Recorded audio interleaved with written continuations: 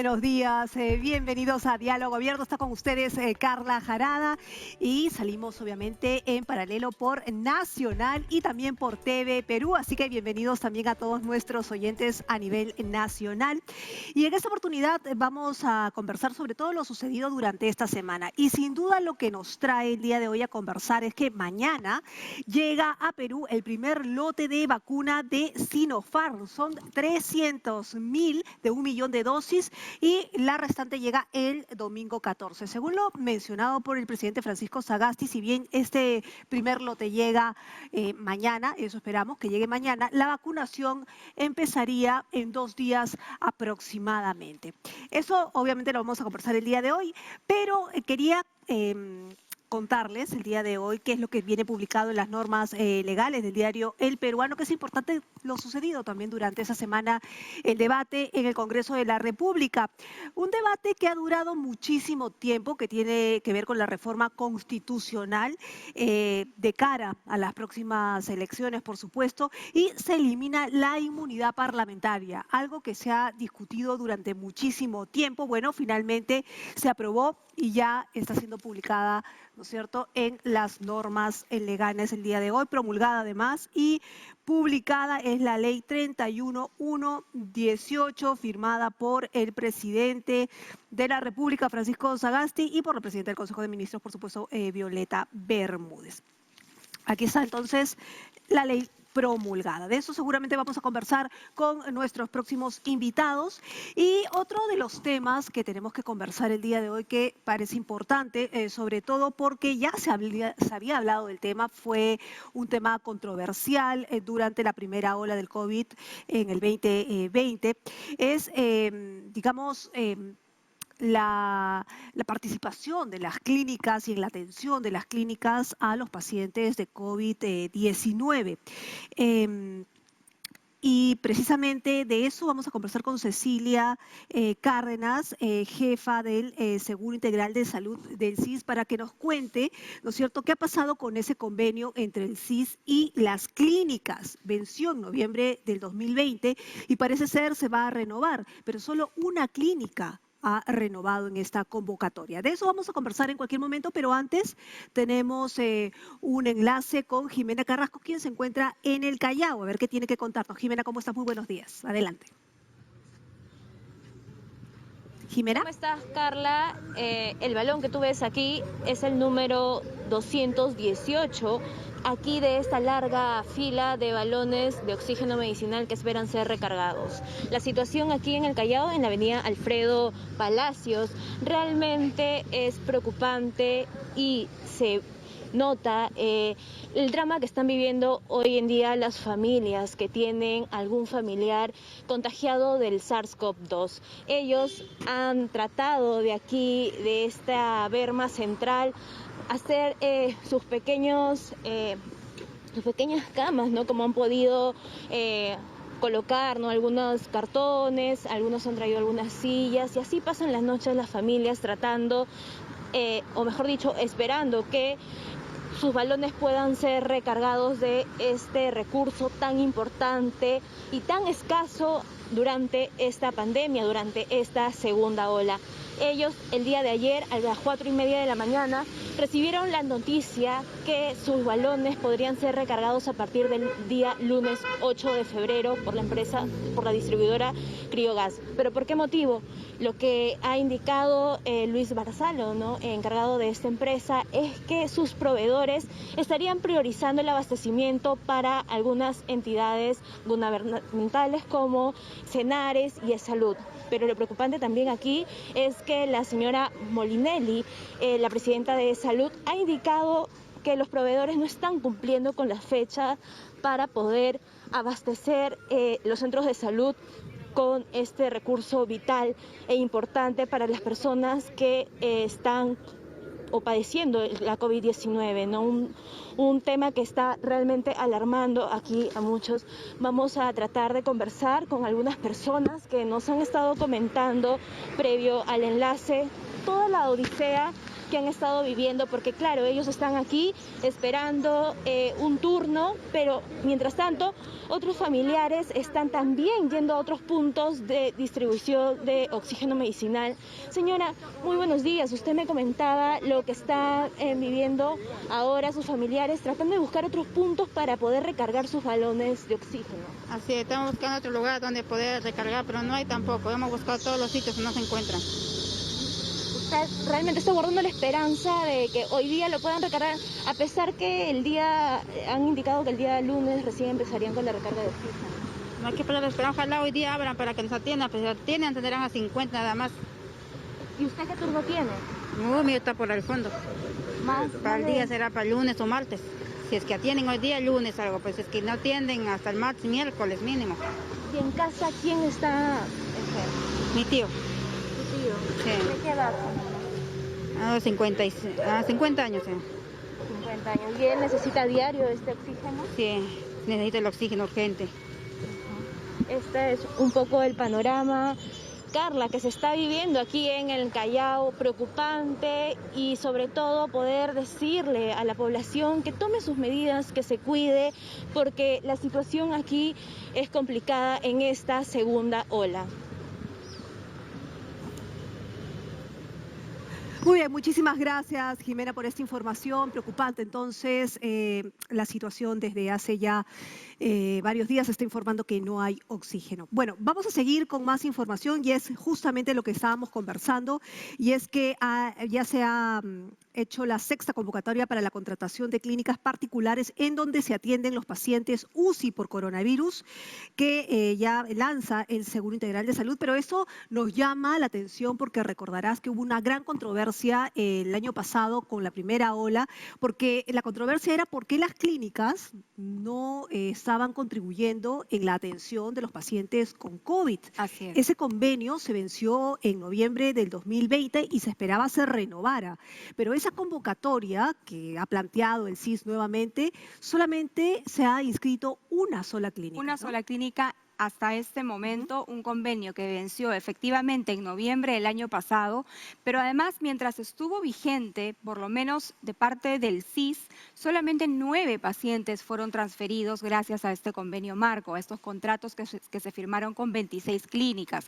Vamos a conversar al respecto con Cecilia Ma Cárdenas, quien es jefa del Seguro Integral de Salud, y le damos la bienvenida. Buenos días, señora Ma. Gracias por estar en Diálogo Abierto. Muy buenos días.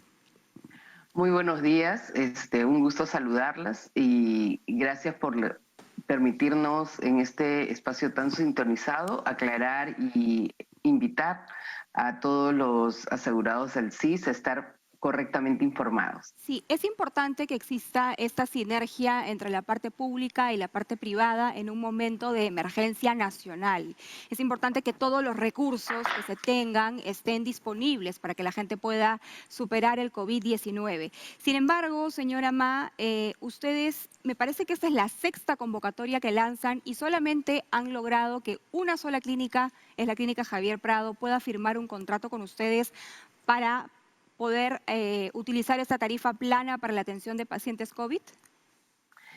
Es cierto, el año pasado nosotros hicimos 5 convocatorias y en estas 5 convocatorias efectivamente hubieron 29 contratos y se hicieron efectivos solamente 9.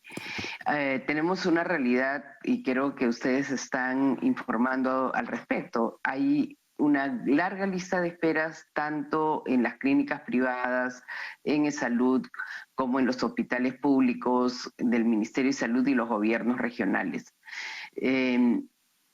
Todos están poniendo todo su esfuerzo, pero nos falta personal para poder atender en todas las unidades de cuidados intensivos.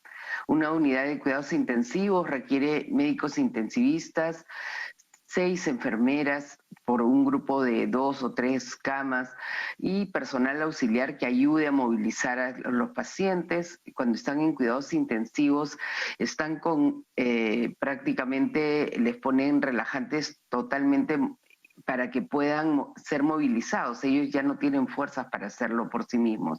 Entonces necesita un conjunto de personas especializadas y poner una cama UCI es algo intenso sobre todo personal. Ahora, señora Ma, Este es el gran desafío. señora Ma, para entender un poco, porque creo que no todos estamos entendiendo bien cómo funciona ese tema.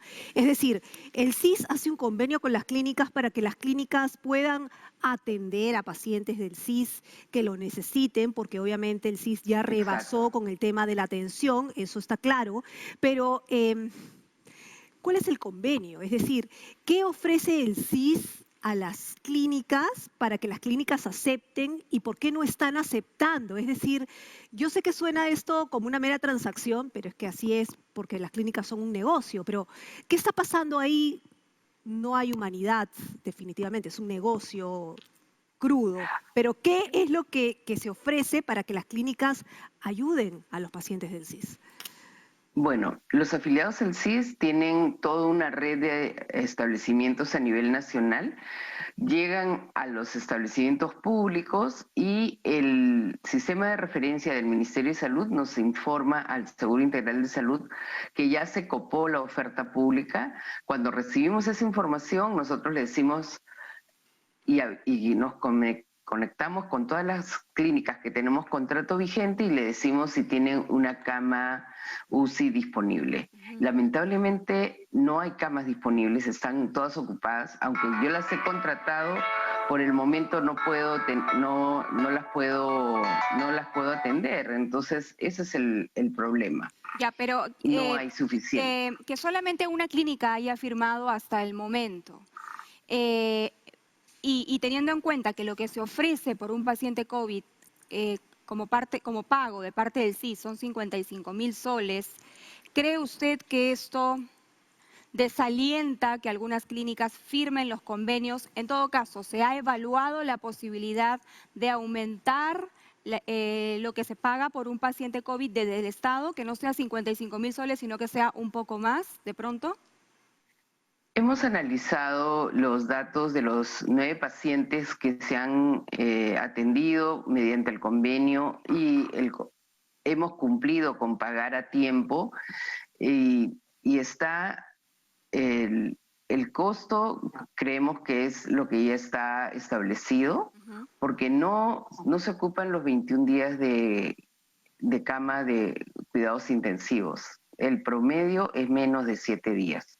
En lo que hemos analizado. Ya, pero le vuelvo a preguntar, ¿cómo funciona este proceso para que la gente lo entienda? Es decir, ¿cuánto le paga esta cantidad o cuáles son los beneficios que tienen las clínicas que le da el CIS para que las clínicas puedan abrir sus puertas a los pacientes de COVID? Las clínicas tienen un contrato establecido y los pacientes tienen que ir primero a un hospital público. Una persona afiliada al CIS tiene que ir primero a un hospital público. El hospital público se conecta con todos los sistemas, el sistema de referencia y contrarreferencia, y cuando hay camas, en otro hospital público lo refiere. Cuando ya no hay camas en ninguno de los hospitales del sistema de referencias de los hospitales públicos, recién nos informan. Yo siento que una dificultad de las clínicas ha sido de que ellos tampoco tienen camas disponibles. Están hace varias semanas que no hay camas disponibles y creo que es público, ¿no? Hay mucha dificultad. Esta segunda ola es terrible y necesitamos que las personas se cuiden para que no lleguen a esta necesidad de camas de cuidados intensivos. Claro, señora Ma, lo que me llama la atención es que mientras estuvo vigente el convenio, entre junio y noviembre del año pasado, solamente 9 pacientes del CIS fueron transferidos a las clínicas.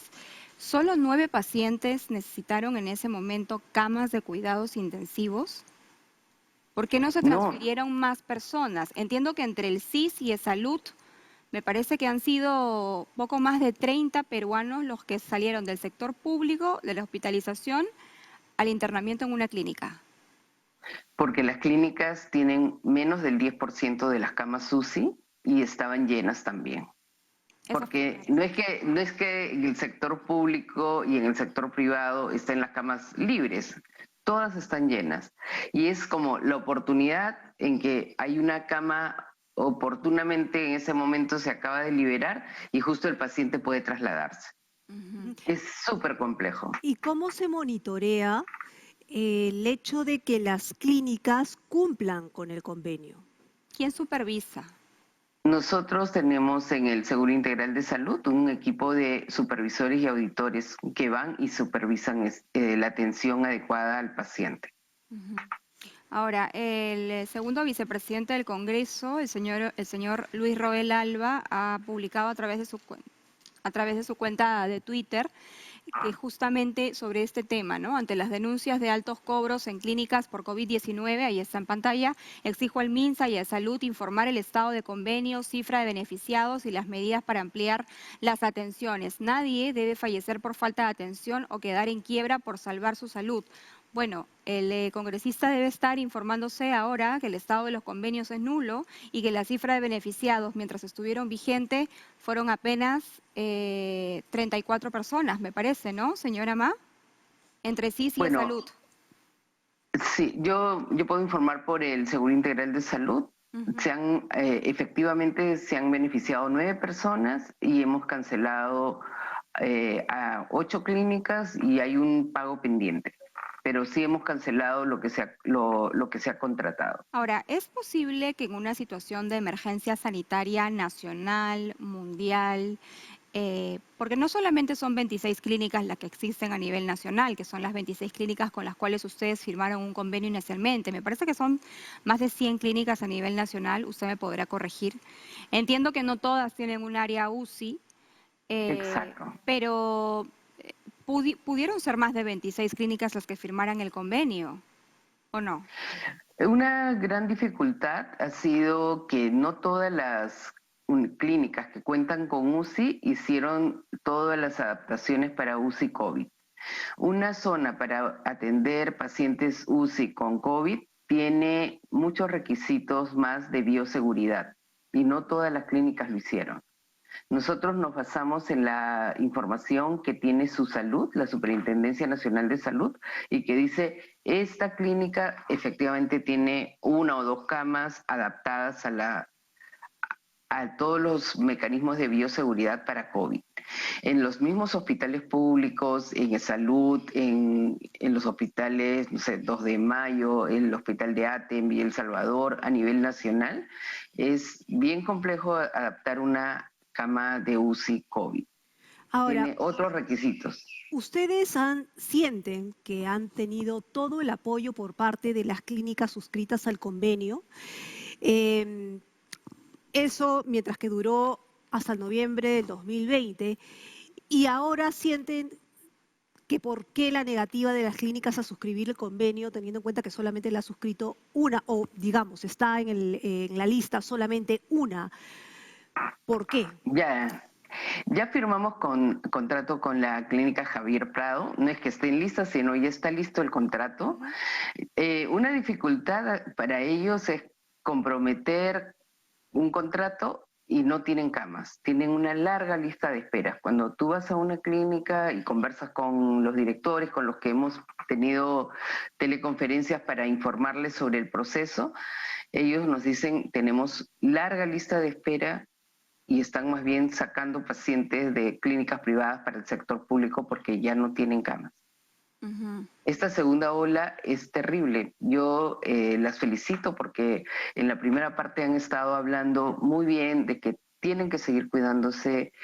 La vacuna es una parte de la solución, pero tenemos que seguir cuidándonos y no hacer un mal uso de las cuidados de bioseguridad. Ahora, señora Ma, cuando se entró en conflicto, o sea, digamos, cuando entró en debate el tema de la participación de las clínicas con el tema del COVID-19, en algún momento se habló que desde el Congreso se podría, o en todo caso en estado de emergencia, se podría, no sé si el término es nacionalizar, pero hay un artículo específico en la Constitución que en época de emergencia uno puede hacer uso de los recursos de las clínicas para el bien nacional. Claro, de hecho... Lo habló el presidente Vizcarra y probablemente lo estén discutiendo en este Congreso, en esta legislatura.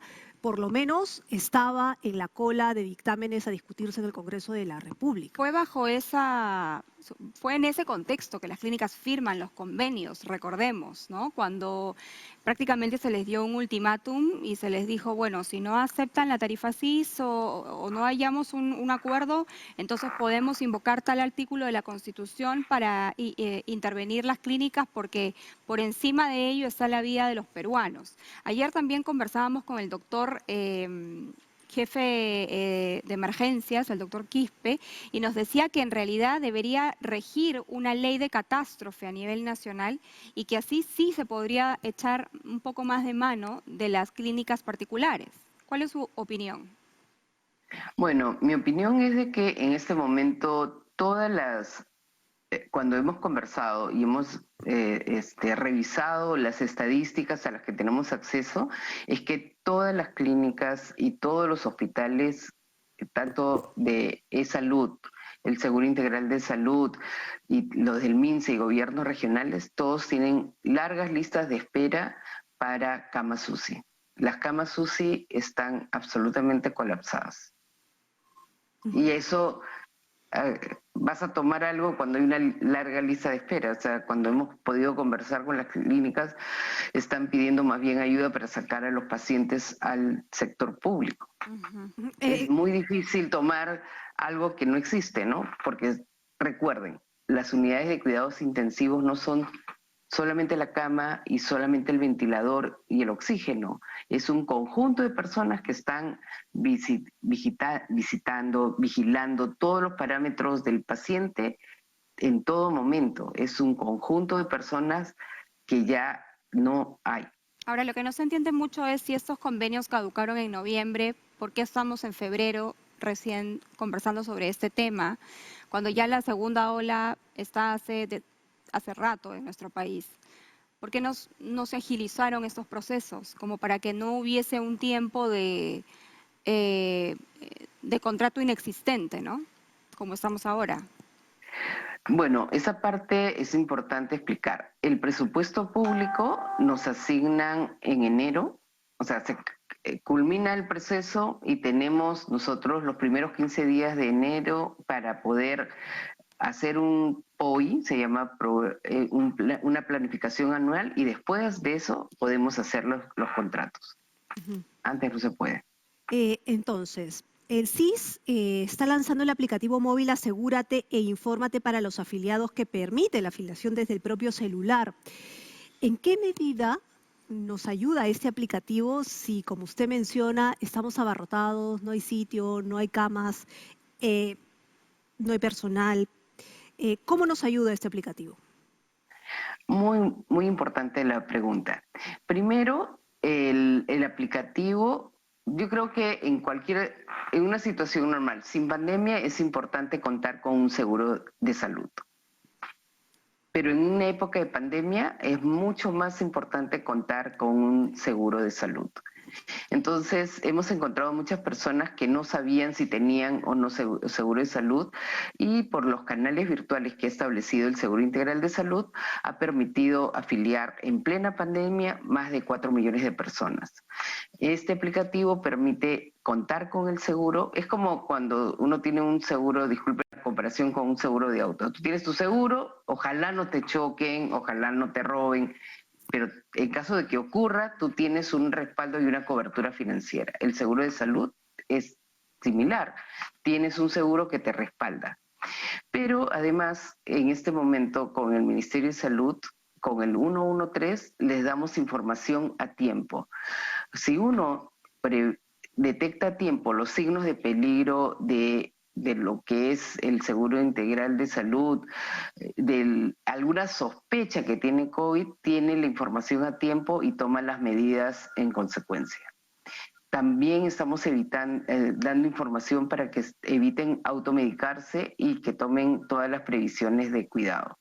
Tener un seguro de salud es muy importante en época de pandemia. Y creo que les agradezco muchísimo que puedan ayudarnos a seguir difundiendo esta información y que ellos cuenten con pueden acceder al 113, que también a través de Teleatiendo les dan teleconsultas. Yo creo que la medicina del futuro es a través de telemedicina y puedes tomar todos los cuidados en casa, no te complicas, no te automedicas y ya no requieres ir a un hospital y menos a una unidad de cuidados intensivos.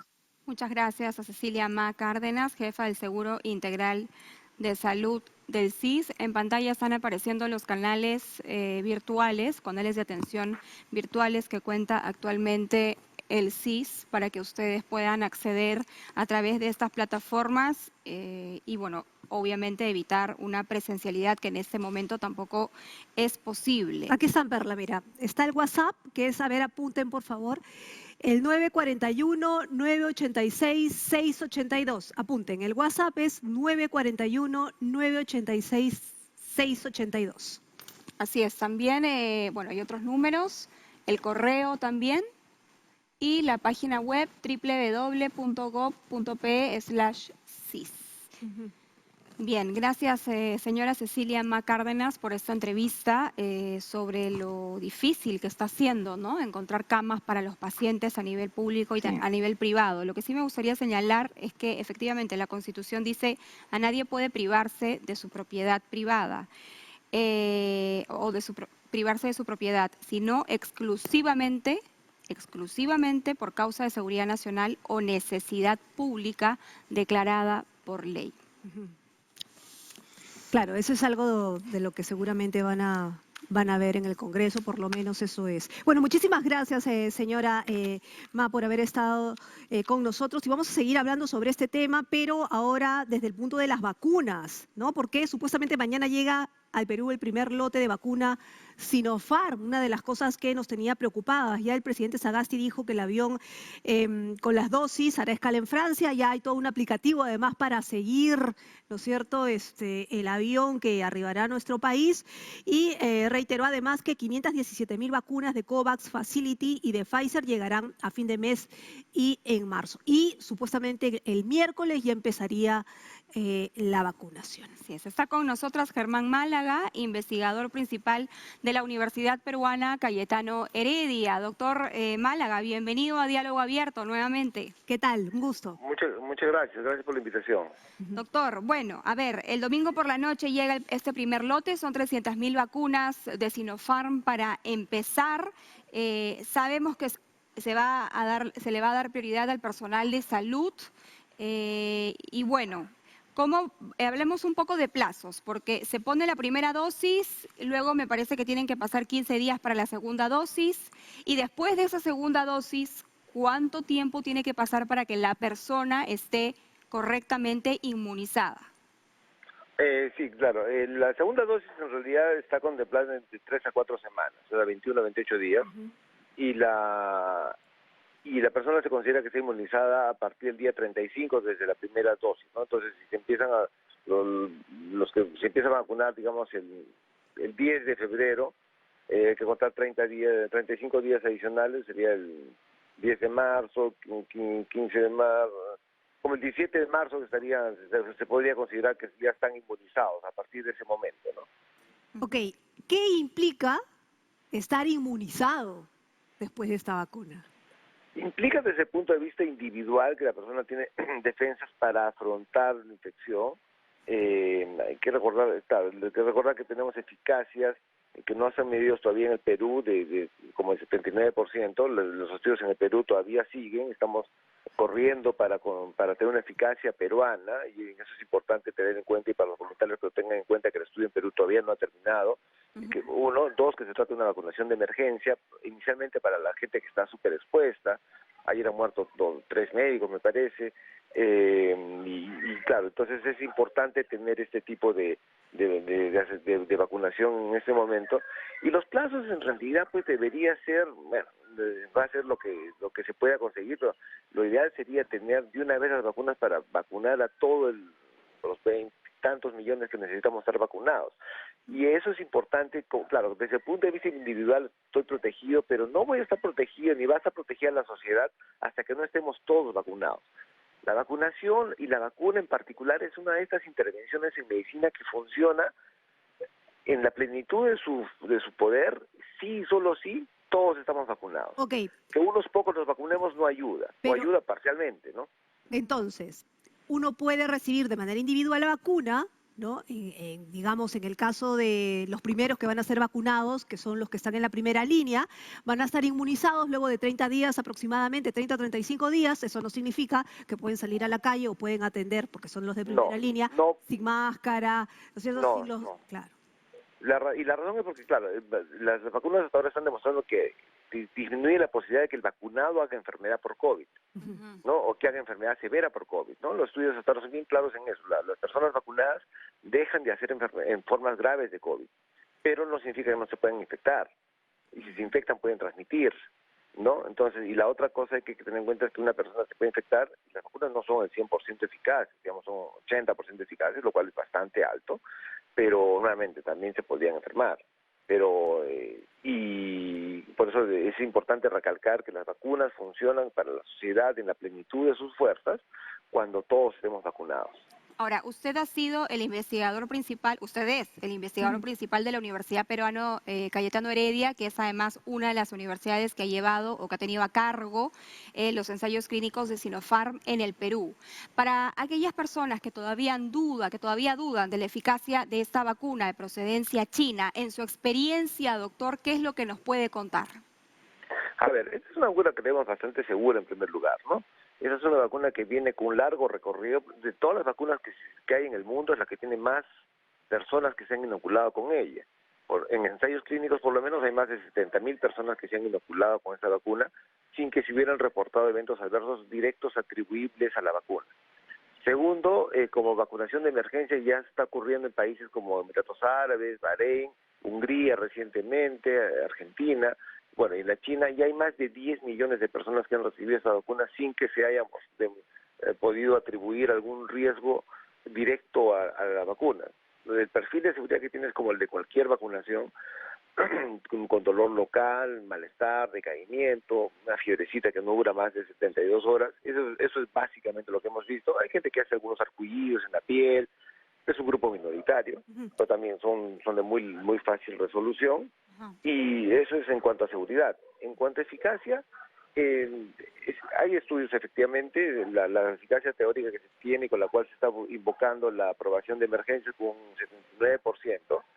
No hay aún estudios en población peruana, estamos detrás de ese resultado. Lamentablemente la segunda ola está haciendo que nuestros casos vayan en aumento, lo cual va a hacer que tenga, para el beneficio de todos, que tengamos un resultado de eficacia en unas pocas semanas, pero ese es un poco. Entonces es una vacuna bastante segura, y solamente para tener el enfoque de qué significa 79% de eficacia, pues uno puede decir, hay vacunas que tienen 94%, la vacuna rusa tiene 91%, sí, pero primero que se considera que una eficacia es buena para COVID si tiene más de 50%. Segundo es si, por ejemplo, la vacunación que se tiene para influenza es 50%. Tercero, que en todos los estudios que se ha evaluado, estas vacunas protegen al 100% de formas severas y muerte, ¿no? Y que eso, digamos, entonces uno puede decir, sí, es solamente 80% eficaz, se puede infectar 2 de 10, sí, se puede infectar de repente 2 de 10, pero sí, hasta ahora los datos que tenemos es que protege al 100% de casos severos y muerte. Sí, disculpe. Sí, doctor, pero lo que sucede es que, a ver, usted mismo menciona que la segunda ola está corriendo muy rápido. Entonces, la vacuna llega mañana, un grupo, otro grupo llega el próximo domingo y así sucesivamente. Nosotros nos vamos a enfrentar a un proceso electoral donde necesitamos que los miembros de mesa estén vacunados, por lo menos 30 días antes, para que estén un poco inmunes o estén más protegidos. Eso es uno. Pero también están apareciendo variantes como la COVID brasileña, la COVID sudamericana, la COVID de Inglaterra, en fin, todo eso está corriendo. Estamos como desfasados, podríamos decirlo así, o sea, es decir, no estamos a destiempo con las vacunas, o podríamos, por ponerlo así, a destiempo, teniendo en cuenta que podríamos quitarle esa inmunidad de las vacunas o ese efecto de inmunidad de las vacunas si nos demoramos un poco más. Sí, pues creo que usted lo tiene clarísimo. Los tiempos no calzan, ¿no? Porque las elecciones van a ser, creo que el 10 de... El 11 de abril. El 11 de abril, 15 días antes tendría que ser que los miembros de mesa reciban su segunda dosis a más tardar el 30 de marzo. O sea, la primera dosis tendrían que recibirla entre la primera y segunda semana de marzo.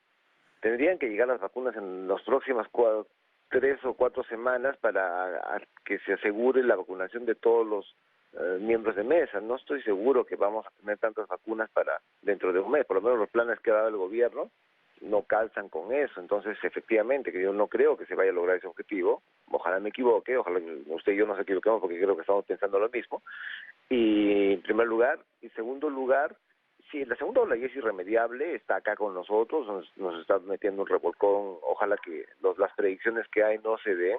Pero hay que pensar que mientras no estemos vacunados vamos a tener una tercera ola. Miremos España, Japón, ¿no? Que están viviendo sus terceras olas. O sea, el peor escenario sería que pasemos el bicentenario otra vez en cuarentena por la tercera ola. Y como se ha visto en otros países, esas terceras olas son más inclementes y más veloces y más rápidas. Claro. Eso por un lado. Entonces, segunda ola creo que no hay, es irremediable. Ya estamos en medio, no sé si surfeando o ahogándonos. Segundo, creo que más ahogándonos que surfeándola. Segundo, tendría que tenerse planes y campañas muy agresivas de conseguir vacunas en los próximos 30 días para empezar la vacunación de los miembros de mesa, si no, no hay forma humana de lograrlo. O sea, que las vacunas tendrían que llegar en los próximos 30 días, de acuerdo a este plan que estamos haciendo. Y hay que empezar la tercera ola, ¿no? Entonces, por eso también es importante ya que llegue para los miembros de mesa, pero además pensar en que tenemos que estar vacunados masivamente para que no vengan más olas, porque si todos vamos a seguir teniendo olas hasta que vengan las vacunas con la proporción que se necesita. Doctor. Y en cuanto a las cepas, sí. No, por favor, continúe. ¿Las cepas? En cuanto a las cepas, y pues es un tema que es preocupante en realidad, porque ya se ha visto, por ejemplo, en la vacuna de Novavax, que fue el estudio se publicado la semana, bueno, la nota de prensa, en realidad porque el estudio todavía no está, la nota de prensa, que ese estudio ha tenido la suerte que ha corrido entre Inglaterra y Sudáfrica, de modo que ha podido ser testeada contra 3 tipos diferentes de coronavirus, contra el original, contra la cepa inglesa y contra la cepa sudafricana. Y lo que mostró eso es que claramente la cepa sudafricana es mucho más esquiva a la respuesta inmune de las personas y reduce la eficacia de las vacunas a menos del 50%. ¿Qué pasa con las cepas de Manaus y las cepas los linajes que se sospechan peruanos? Aún no se sabe. Una cosa que no se ha descrito, pero que podría ser teóricamente plausible, es que estas vacunas de virus entero podrían ser más resistentes o podrían ser más consistentes en no perder la eficacia con relación a las nuevas cepas que vayan, o nuevas variantes, perdón, el término correcto es variantes, no son cepas. ¿Cómo que las nuevas vacunas variantes de virus enteros? Porque cuando tú entregas un virus entero inactivo, como la de Sinopharm, como la de Sinopharm, por ejemplo, entonces el organismo le va a hacer varios tipos de anticuerpo, ¿no? Va a ser anticuerpo contra el spike. O sea, todas las vacunas de RNA, las vacunas de proteínas recombinantes están enfocadas solamente en el spike. ¿Ya? Entonces, el virus tiene estas puntas, ¿no? Que son estas espigas, ¿no? Que es como se ha hecho reconocido, por lo cual se llama corona. Es una corona que tiene estas espigas, y esta es la espiga que se une con el receptor celular que le permite ingresar a la célula humana. Okay. ¿Ya? Entonces todas las vacunas están hechas para generar anticuerpos contra esas espigas, contra esas puntas que tiene el coronavirus.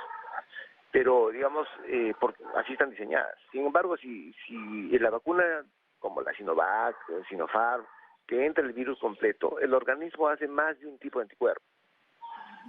Hace anticuerpo contra esas espigas, pero también hace contra otras proteínas del virus, contra la nucleocápside del virus. Entonces, esos son datos teóricos, ¿no? Pero habrá que ver pero teóricamente se podría insinuar o se podría sugerir que estas vacunas en las cuales se entrega el virus completo a través de la vacunación podrían ser un poquito más resistentes a las variantes. Nuevamente, son cosas teóricas hasta que no se demuestren, todo va a quedar en la elucubración, pero hay que ver en el tiempo qué pasa, ¿no? Ahora, ¿qué nos ofrece la evidencia científica? ¿Qué ganamos, doctor Málaga, con la vacuna? ¿No morir? ¿Infectarnos de manera más leve? ¿No infectarnos? Yo diría que hay 3 mensajes de los ensayos clínicos hasta el momento.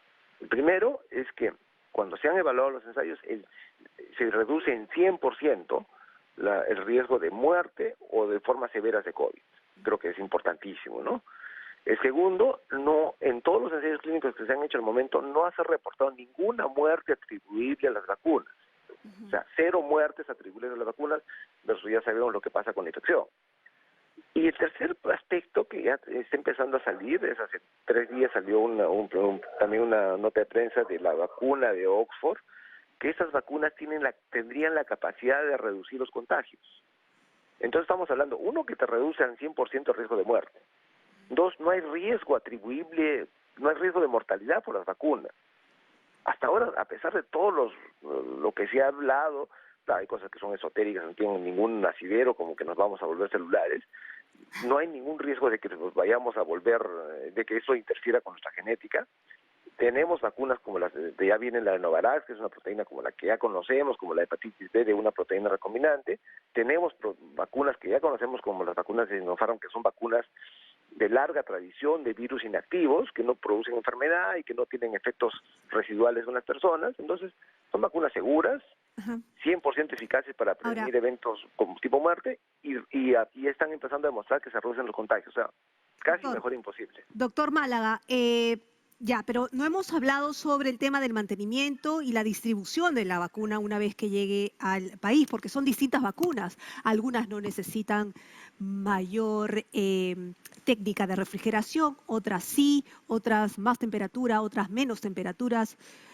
Estamos totalmente Sí, en realidad las vacunas que se han prometido hasta ahora, que son la de Sinopharm, no necesitan nada en particular. Es una vacuna que se maneja entre 2 a 8 grados, que puede ir hasta el último confín de la patria. Lo mismo pasa con la vacuna AstraZeneca, también es una vacuna bastante noble en ese sentido.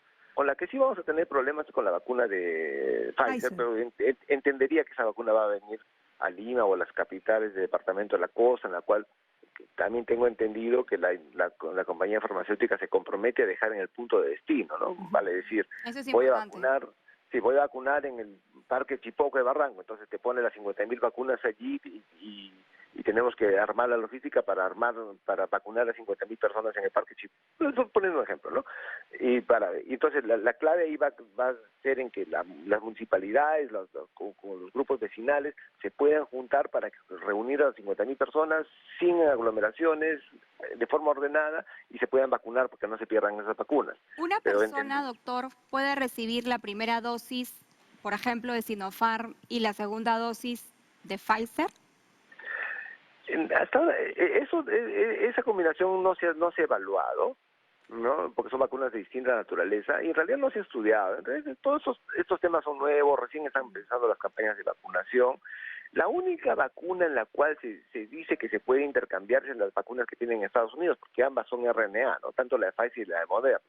Pero, digamos, la vacuna que vamos a tener aquí acá vamos a tener 3 tipos de vacunas por lo menos. La de Pfizer, que es esta vacuna de RNA que es a menos 70 grados, la vacuna de Astra, que es una vacuna con un virus mensajero que porta el gen, y la vacuna de virus inactivo. Entonces, no se recomienda hasta ahora que puedan ser intercambiables. Lo que se recomienda hasta ahora es que uno entra en un esquema que sigue en ese esquema. Doctor, pero no se sabe a futuro, ¿no? ¿Podemos llegar a esta ansiada inmunidad de rebaño o inmunidad comunitaria a través de las vacunas y sin sacrificios de vidas? Podemos y debemos, creo que es una obligación moral de todos los peruanos apostar por este reto y empujar todos en la misma dirección. Necesitamos estar vacunados por lo menos 70% de peruanos para que esta inmunidad, como usted muy bien lo dice, de rebaño por vacuna sea una realidad. Ya hemos visto en las experiencias de Manaos y Iquitos que la inmunidad de rebaño, entre comillas, lograda por infección no solamente es inhumana, sino que además es ineficiente. Entonces necesitamos avanzar en esa dirección y todos empujar en el mismo sentido. Yo creo que debería ser un momento para que todos los peruanos busquemos el beneficio del país, ¿no? Muy bien, muchísimas gracias, doctor Germán Málaga, investigador principal de la Universidad Peruana Cayetano Heredia, y sin duda un gusto como siempre, porque nos ha aclarado un montón de cosas respecto a las vacunas y seguramente seguiremos conversando más adelante al respecto. Sí, hay un caso bastante particular en el mundo, que es el caso de Indonesia. Indonesia ha empezado a vacunar, después de médicos y enfermeras, no a los adultos mayores. ¿A quiénes? A los jóvenes, entre 18 y 59 años, que es contrario a lo que está sucediendo en la mayor parte del mundo. Ahora, ¿por qué Indonesia está haciendo esto? Que en realidad es como una monedita al aire, ¿no? Ellos dicen que es porque necesitan vacunar a esa población primero, porque son quienes transmiten el virus y porque el 70% de su población es informal, trabaja de manera informal. Son los que más transitan. Exacto, son los que más tiene se mueven. sentido, ¿no? Vamos a ver. Muy bien. Pero bueno, vamos a hacer una pausa y vamos a seguir conversando sobre este y otros temas. Vamos a estar más adelante con Diego Carrillo, viceministro de Comunicaciones del Ministerio de Transportes y Comunicaciones. Vamos a hablar sobre el plan Todos Conectados, porque se aprobó un decreto de urgencia que crea el plan Todos Conectados, que permitirá que 6.561 plazas públicas cuenten con internet gratuito. Ojalá de verdad. Así que volvemos con eso. Vital, ¿no? Ahora que las clases van a ser virtuales también. Pausa y regresamos.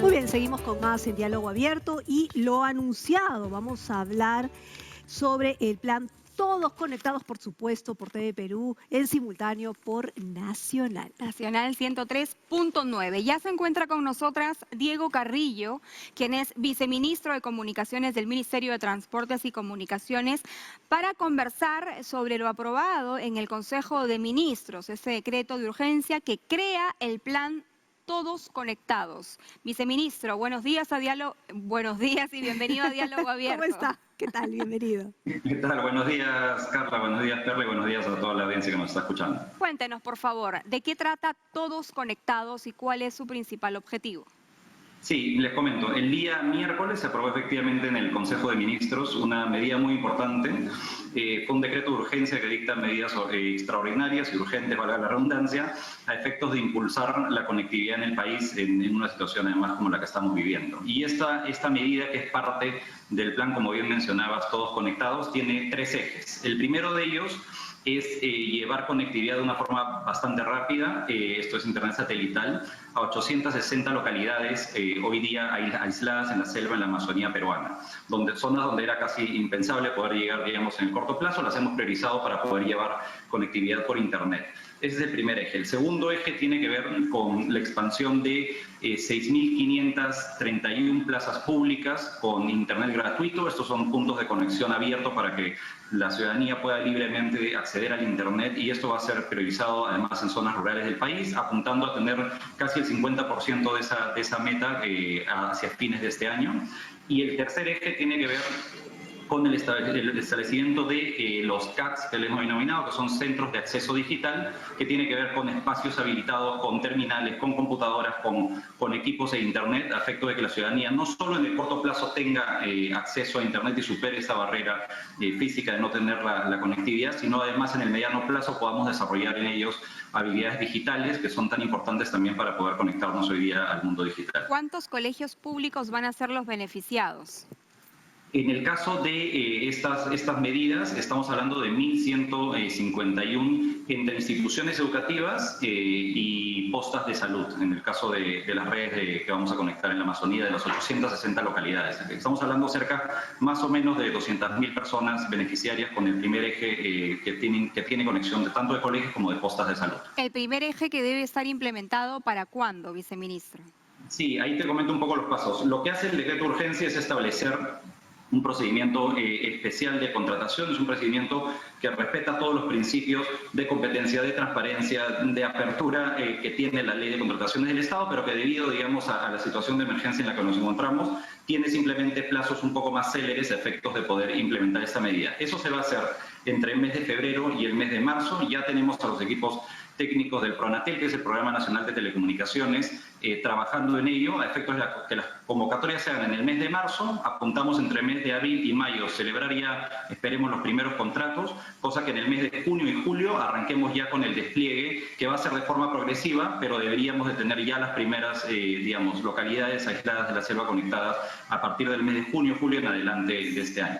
Viceministro, y en términos prácticos, porque claro, estamos hablando de varias plazas, de conectividad, de lugares a donde va a llegar, pero en términos prácticos, ¿cómo nos vamos a beneficiar? Porque, digamos, el año pasado, el 2020, hemos visto cómo con mucha dificultad los niños han estado casi 10 meses sin ir a la escuela, 9 meses sin ir a la escuela, y para muchos ha sido muy difícil. Hemos visto que los profesores han tenido que ser muy originales para poder mantener la atención en los niños. Hay muchos que no tienen acceso a Internet. Es decir, en términos prácticos, ¿qué vamos a ganar con esto realmente?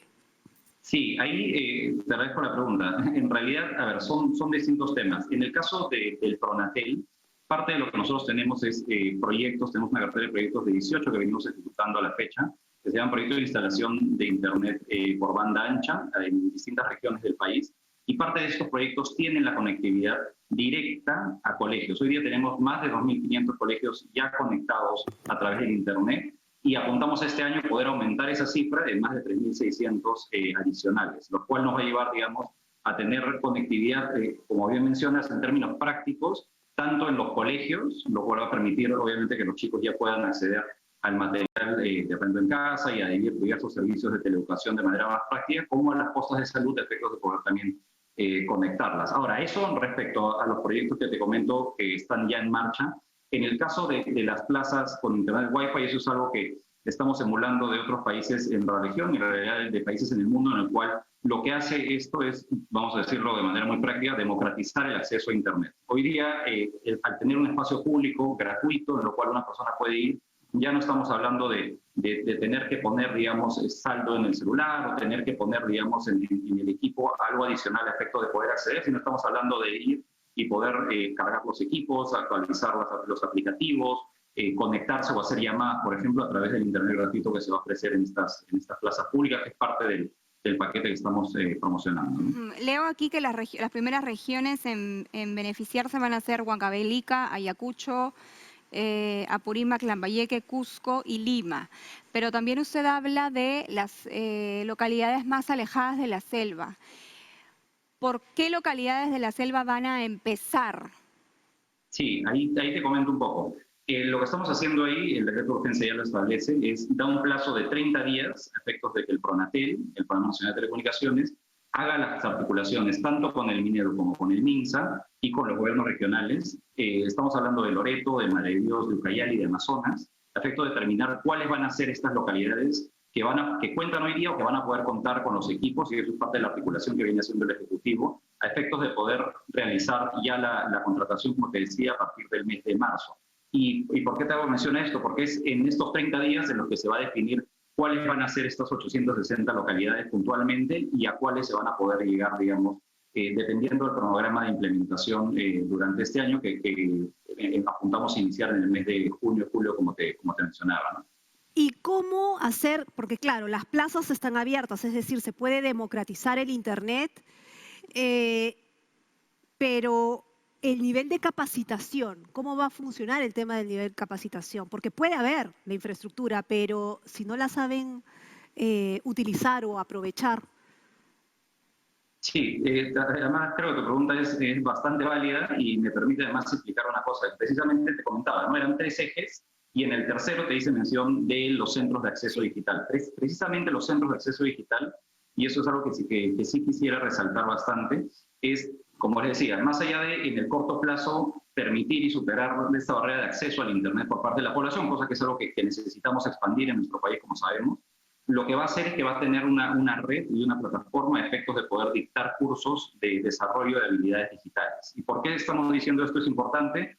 Te voy a hacer un comentario muy fácil, creo que para explicárselo a la audiencia. Hoy día tenemos, a veces los números pueden esconder distintas realidades, ¿no? Y hoy día cuando uno ve el indicador y sabemos, por ejemplo, que en la zona urbana el uso del Internet por parte de la población está cerca del 70%, mientras que en la zona rural baja un 26%, y por eso que además hemos priorizado todas esas intervenciones en la zona rural. Pero cuando uno desagrega estos números, ¿qué encuentra? Encuentra, por ejemplo, que cuando uno ve a aquellas personas que hoy día usan Internet, por ejemplo, por grado de instrucción, en personas que tienen títulos universitarios en este país, casi el 99%, eso es ya más un error estadístico, digamos, el 100% de las personas que tienen título universitario hoy día usan el Internet. Cuando uno va bajando por grado de instrucción técnico, secundario o primaria, por ejemplo, en el caso de primaria, vemos que solo el 35% alrededor de la población se conecta. ¿Y eso qué nos va diciendo? Nos va diciendo que en realidad ya no es solo un tema de cobertura de Internet, sino es un tema además de poder poner a disposición de la población cursos que les permitan a ellos utilizar y explotar y conocer cómo ingresar a las redes del Internet y poder además aprovechar todos sus beneficios, ¿no? Por eso es que precisamente hemos incluido esta última medida. Quisiera leerle el comentario de un periodista, leérselo de manera textual. El Internet que tenemos en Iquitos, dice, como sabemos, es más lento que una tortuga coja y ciega de 300 años. Entonces, ¿cómo podemos hacer para que o sea, no hay fibra óptica, empezando por allí? Entonces, ¿eso va a cambiar? Sí, te comento ahí, y bueno, aprovecho porque creo que es además una buena noticia para comentar. En el caso de Iquitos hay un proyecto, que es un proyecto privado, pero que de la mano en este caso con el Ministerio de Transportes y Comunicaciones hemos impulsado, que va a comenzar a instalar a partir del mes de marzo fibra óptica para conectar tanto a la ciudad de Iquitos con la ciudad de Yurimaguas. Esto es la primera, en realidad va a ser la primera, o el primer proyecto de fibra óptica subfluvial que se va a implementar en el país. El Ministerio de Transportes y Comunicaciones ha acompañado en este, como te decía, un proyecto privado, pero ha acompañado en poder dar todos los permisos ambientales que sean necesarios, asegurar obviamente que todo esté en el marco que permite la regulación, pero además lo que ha hecho es autorizado y ha dado los títulos habilitantes en telecomunicaciones que permiten lo que se llama el servicio portador, por lo que le permitirá a esta empresa poder brindar el servicio de Internet, con lo cual ya estamos hablando que a partir de este año vamos a poder tener a la ciudad de Iquitos conectada, como bien sabes, con fibra óptica, que es la red de alta capacidad, ¿no? Pero lo que estamos haciendo, y ahí sí quiero aclarar el tema, en el caso del primer eje que te mencionaba, de las zonas aisladas de la selva a la que queremos llegar, que no solo Iquitos, sino estamos hablando de zonas también alejadas, tanto en la región Loreto, Madre de Dios, Ucayali y Amazonas, es llegar con Internet satelital. ¿Y por qué estamos haciendo eso? Porque es lo que nos permite hoy día llegar en el corto plazo sin tener que hacer un proyecto de inversión o algo muy complicado que tome más tiempo y que le permita menos a la ciudadanía que vive en esas zonas ya tener una conectividad y poder además disfrutar de los beneficios del Internet. ¿Este Internet satelital de alguna manera reemplaza el hecho de hacer fibra óptica? No, en realidad no lo reemplazan. Te comento, para explicarlo de manera muy simple, hay tres formas, digamos, de conducir los datos en el caso de Internet. Hay, vamos a decirlo, 3 vías. La fibra óptica, que es la red de alta capacidad. Están las redes dorsales de microondas, las redes de microondas a través de enlaces de microondas, y están la red de transporte de satelital, que es básicamente con el satélite emitiendo directamente a una antena parabólica que se instala en este caso en las comunidades. Esas 3 vías no es que una reemplace a la otra, que son complementarias. En el caso, ¿cuál es la diferencia? En el caso de satelital, hoy día lo que necesitamos hacer es contratar un servicio, ir e instalar un VISAT, que es básicamente una antena parabólica, que automáticamente ya puede iluminar y otorgar el Internet a estas comunidades. En el caso de la red de enlace por microondas o en el caso de la red de fibra óptica, ahí estamos hablando de un proyecto de inversión, cosa que obviamente toma un poco más de tiempo, pero que en el caso, por ejemplo, de Iquitos, ya lo vamos a tener en marcha con este proyecto privado a partir del mes de marzo. Ya, viceministro, ahora, ya hemos hablado de este tipo de infraestructura de la que van a trabajar, es decir, van a poner Internet, van a poner centros de capacitación, pero ¿cómo el poblador va a acceder a los equipos para poder tener Internet? Ese es otro tema. A las empresas voy a decirlo así, ¿se van a mojar también con el precio para acceder los ciudadanos a ellos? Sí, mira, ahí nosotros estamos comprometiendo a las empresas a poder, digamos, poner de su parte respecto de poder llegar con planes cada vez más asequibles a la población. Hoy día ya muchas de ellas tienen, no voy a nombrar el nombre de ellas, pero muchas de ellas tienen planes comerciales ad hoc para las zonas rurales, y es precisamente, por ejemplo, en el caso de nuestro, te mencionaba al inicio, ¿no? Nuestros proyectos regionales de banda ancha, los cuales una vez implementado, hemos tenido ya a los operadores privados comenzando a conectarse y a subirse, vamos a decirlo así, a la inversión que ha hecho el sector público a efectos de poder brindar no solo buenos planes y más asequibles, sino también con la posibilidad de poner, por ejemplo, antenas 4G, que es algo que hemos empezado a ver en el caso de nuestros proyectos en Huancavelica, en Apurímac y en Ayacucho, que ya está comenzando vamos a decirle, a generar un efecto catalizador en ese sentido, ¿no? Bueno, ¿cuándo empieza esto, ministro? Sí, en el caso digamos, del paquete de todos conectados, eso ya lo estamos iniciando, ya en realidad los trabajos han arrancado. Como les comentaba, entre este mes y el mes de marzo se hacen todos los actos previos para la contratación. En el mes de marzo se hacen las convocatorias, apuntando a que en el mes de abril, mayo ya tengamos los contratos suscritos por los proveedores que, digamos, participen libremente en estos procesos, a efectos de que a partir del mes de junio en adelante podamos ya iniciar la fase de despliegue tanto del Internet que vamos a llevar a zonas aisladas de la selva, que eso es el satelital, como la implementación de plazas con Internet gratuito, y en el último eje de los centros de acceso digital también estarían iniciando implementación a partir de esa fecha, ¿no? Muy bien, viceministro, muchísimas gracias por haber estado con nosotras en Diálogo Abierto y conversar sobre todo lo que implica, ¿no es cierto?, este plan Todos Conectados. Y enhorabuena, y ojalá que funcione, sobre todo ahora que no sabemos qué va a pasar con la educación, sobre todo los chicos, ¿no? Y para todos, Va en a líneas ser generales. virtual por lo menos el primer semestre de este año.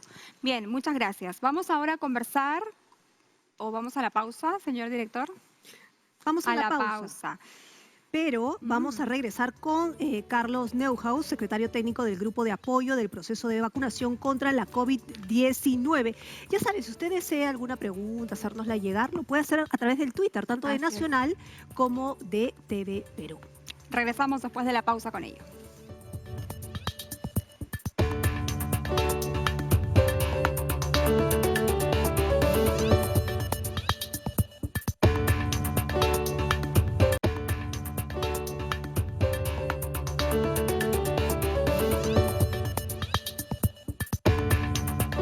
Está con nosotras Carlos Neuhaus, secretario técnico del Grupo de Apoyo del Proceso de Vacunación contra el COVID-19, y vamos a hablar, por supuesto, del avión que ya está en camino.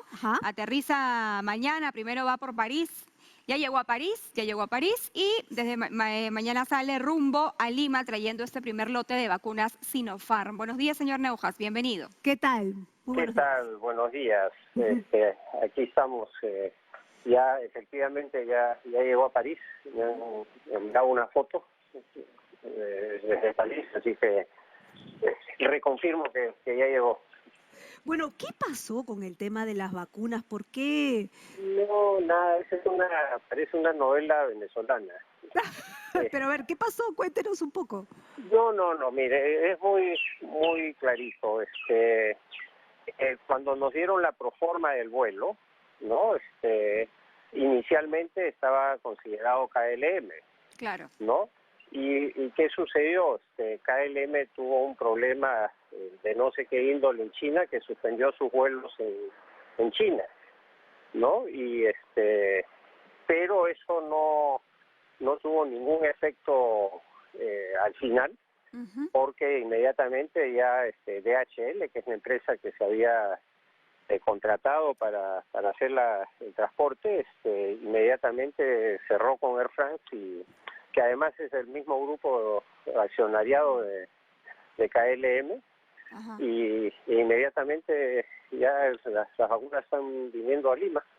Incluso hemos podido adelantar un lote. Justamente. Claro. ¿No?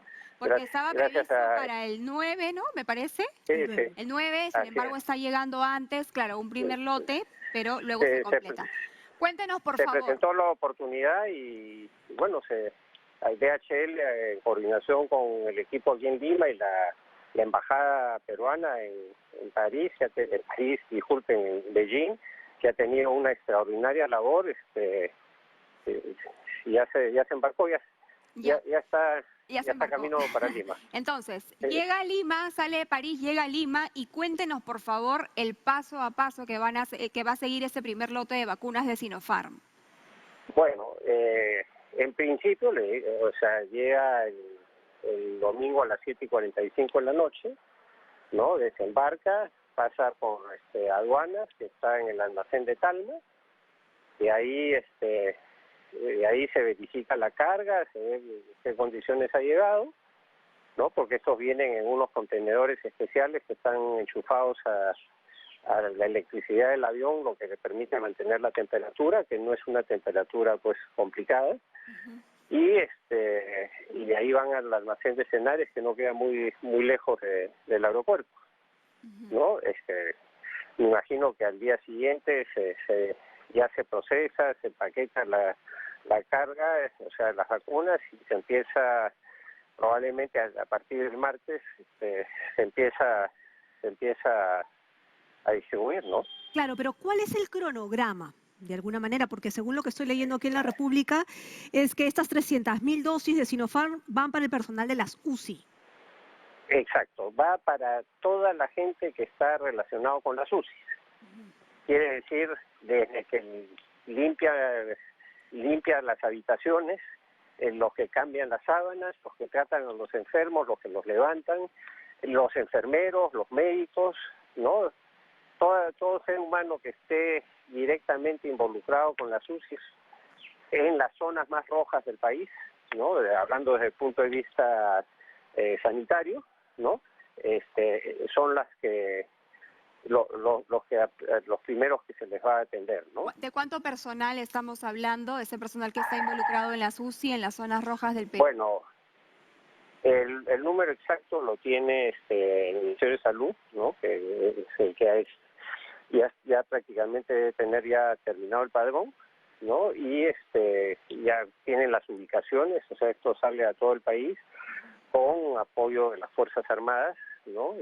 Para que sea lo más rápido posible, ¿no? Ahora, ya incluso las Fuerzas Armadas ya están listas, se ha montado un centro de operaciones en el Ministerio de Defensa de la Fuerza Aérea, ¿no? Que ahí se va a llevar el control no solamente de la logística, de todo lo que sucede, ¿no?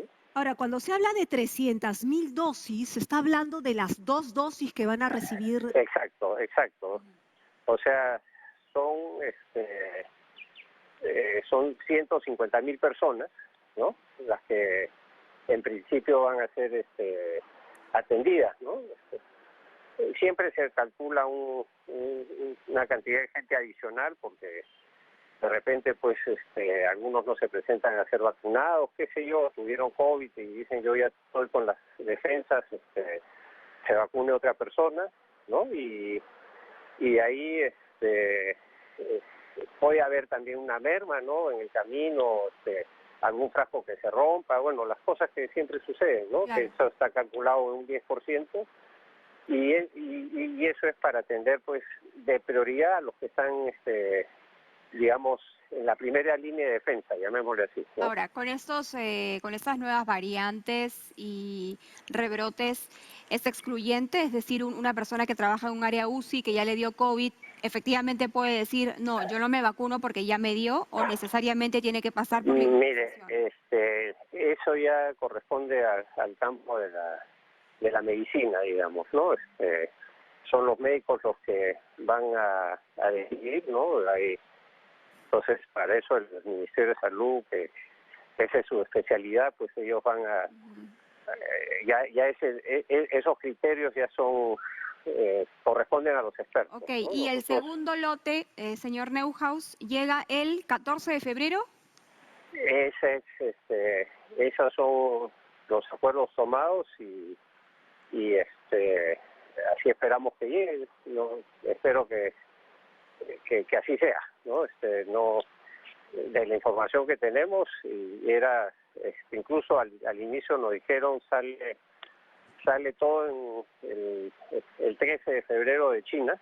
Ajá. Pero logramos este adelanto, entonces saldo vendría después, ¿no? Lo cual nos da el tiempo suficiente para ir avanzando, viendo cómo funciona toda la operación, ver los errores, mejoras, etcétera, ¿no? Porque siempre van a haber problemas, o sea que eso no está descartado. Ahora, El tema es cómo se resuelven.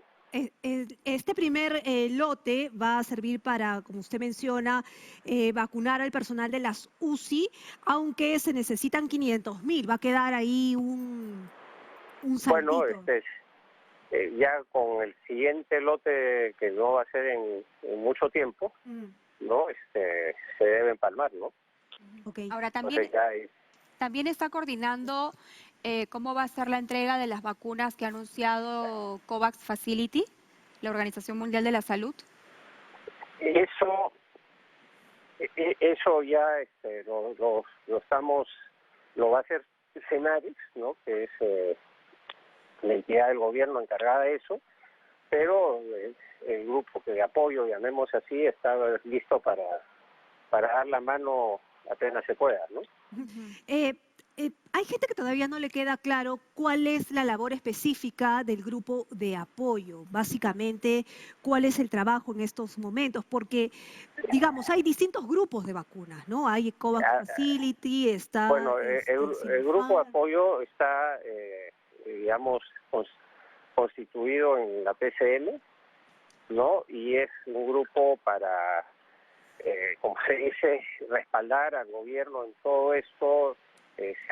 Hay, digamos, gente que viene de logística, hay personas pues que vienen de la tecnología y lo que están haciendo es reforzando, ¿no? Y es una mezcla de profesionales independientes que se han sumado a esto y bueno, también apoya las soluciones empresariales contra la pobreza, que es la que ha participado en la contratación de la empresa que ha traído las vacunas, ¿no? Le pregunto esto, ¿no, señor Neuhaus, porque hay información de que se está buscando vacunadores más experimentados para la vacuna de Pfizer, ¿eso es cierto? Bueno, sí, para la vacuna de Pfizer parece que es un poco más complicada, pero va a ser fundamentalmente en los lugares donde hay un aeropuerto cercano a la mano, ¿no? Y donde haya almacenes a la mano donde se pueda actuar rápidamente. Para las zonas ya más alejadas, la vacuna de Sinopharm es perfecta, ¿no? Porque no hay el reto logístico que tiene Pfizer, ¿no? Claro, las vacunas de Sinopharm necesitan mantenerse entre 2 grados y 8 grados. Y 8, ¿no? Por lo que la cadena de frío está más que garantizada. Ahora, usted nos ha dicho que ya tiene la foto del avión que ha llegado a París. Sí, pero se las iba a pasar, pero usted me llamaron. Por favor, si nos la puede pasar para ponerla en pantalla. Justo estaba para hacerlo y ya pues no hay problema. Al término de la llamada, al término de la entrevista, se la pasa el productor y nosotros la mostramos. No hay problema. Me parece muy bien. Ahora, esta fase 1 de vacunación incluye al personal que presta servicios en el sector salud. Ya ha explicado usted que los primeros van a ser los que se encuentran en las unidades de cuidados intensivos. Luego se extenderá a los demás. Enseguida al personal de las Fuerzas Armadas y Policiales, bomberos, Cruz Roja, personal de seguridad como serenazgo, brigadistas, ¿no? Personal de limpieza. Mire, aquí yo quiero hacer una invocación, ¿no? Sí. Por ejemplo, la policía. La policía hay que realmente sacarse el sombrero porque ellos son los que más bajas han tenido. Hay muchos policías que han fallecido, ¿no? Y ellos son una prioridad, ¿no? Porque ellos han estado pues en contacto con la gente en diversas ocasiones, las marchas, el mismo tráfico en la ciudad, ¿no? Entonces a ellos ellos tienen que ser prioridad y están siendo prioridad, ¿no? Pero y los bomberos, ni qué decir, ¿no? Ha fallecido el comandante Nicolini, hay otro de los bomberos que están también afectados. O sea, hay mucha gente, Fuerzas Armadas también, mucha gente, los de Sereno, los limpiadores, mucha gente anónima, llamemos así, que está ofreciendo sus vidas porque otros no se contagien, ¿no? Y aquí es un llamado a la responsabilidad de todos los ciudadanos a que mantengan la distancia, usen mascarilla, no se reúnan en grupos, en fin, porque esos virus son bastante letales. Ajá. ¿Quién se va a encargar de trasladar las vacunas a las regiones del país? Bueno, en esto Fuerzas Armadas va a tener un papel muy importante. Bien. Y en cuanto a la distribución, por ejemplo, ¿cuántos puntos hay en regiones, considerando también la capital?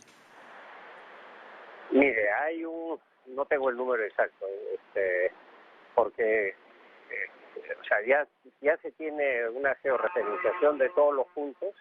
Inicialmente ahora se tienen los que van a ser vacunados en estas primeras dosis, ¿no? Que van a ser básicamente en los lugares, institutos de salud, clínicas, hospitales, donde trabaje la gente. Este primer lote va a ir directamente a los lugares donde están trabajando, ¿no? Ya los siguientes lotes ya se ha hecho un levantamiento a nivel nacional de los lugares donde van a ser centros de vacunación, ¿no?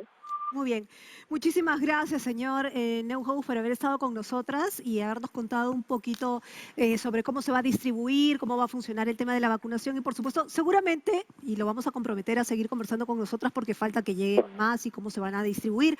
Y eso sí, también lo comprometemos a mandarnos la foto, no sé, del avión en París, por favor, para ponerlo en pantalla.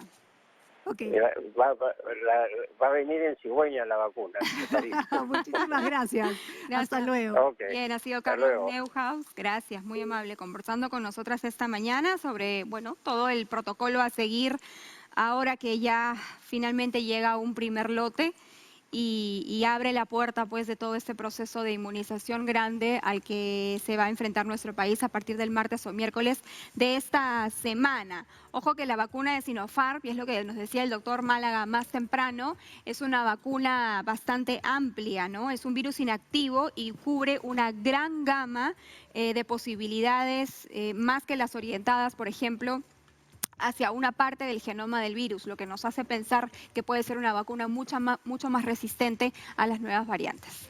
Bueno, y vamos a hacer ahora una pausa pequeñísima y regresamos con mucho más para ustedes. Vamos a seguir hablando, ¿no es cierto?, sobre, por ejemplo, el representante del Proyecto Perú Debate 2021, secretario general de Transparencia Iván Lanegra, porque se vienen las elecciones, ¿no es cierto?, los planes de gobierno, esto en el marco del COVID, así que vamos a seguir hablando sobre ese tema. Ya regresamos, recuerde que estamos en simultáneo por Nacional 103.9.